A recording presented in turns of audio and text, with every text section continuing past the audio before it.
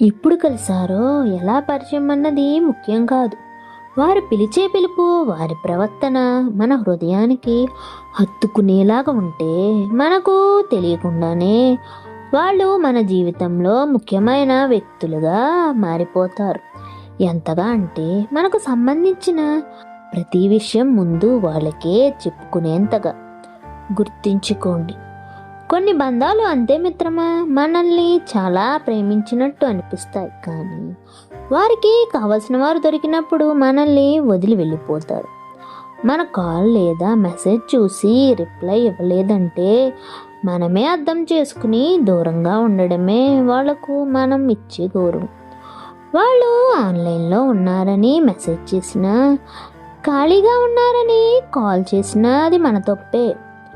వాళ్ళ దృష్టిలో మనం లేనప్పుడు మన నుంచి వెళ్ళిన మెసేజ్, కాలు విసుగు తెప్పిస్తుందే తప్ప మన బంధం బాధ్యత వాళ్ళకు గుర్తు చేయదు. కాస్త అర్థం చేసుకో మిత్రమా. ఎవరిష్టాలు వారివి, ఎవరి సంతోషాలు వారివి, ఎవరి ఆశలు వారివి, ఎవరి ఆలోచనలు వారివి. అందరూ మనకు నచ్చినట్టు ఉండాలనుకుంటే ఎలా? అలా ఉండాలనుకోవడం మన స్వార్థమే అవుతుంది కదా. బంధాలను కాపాడుకోవడానికి ఒక మట్టు దిగి ఆలోచించాలనేది పెద్దల మాట. అర్థం చేసుకుని వారి కోసం ఎన్ని మెట్లు దిగినా తప్పు లేదు, కానీ అర్థం చేసుకొని వారి కోసం మనం ఒక మెట్టు దిగినా అది వారి దృష్టిలో మనం దిగజారడమే అవుతుంది కాదంటారా? మన ప్రేమను ఎప్పటికీ అర్థం చేసుకోలేని వారిని మనం ఎక్కువగా ప్రేమిస్తాం. వాళ్ళు మనతో మాట్లాడితే చాలు అనుకుంటాం, కానీ వాళ్లకు మనతో మాట్లాడే టైం కూడా లేదని, వేరే వాళ్ళతో మాటల్లో బిజీగా ఉన్నారనే సంగతి కూడా తెలుసుకోలేకపోతాం. అందుకే మనకు విలువ ఇవ్వని వారికి, మనకి సమయాన్ని ఇవ్వని వారి కోసం ఆలోచించి మీ సమయాన్ని వృధా చేసుకోవద్దు. అలా వృధా అయితే నీ జీవితాన్ని నువ్వే కోల్పోతావు. గుర్తించుకోండి.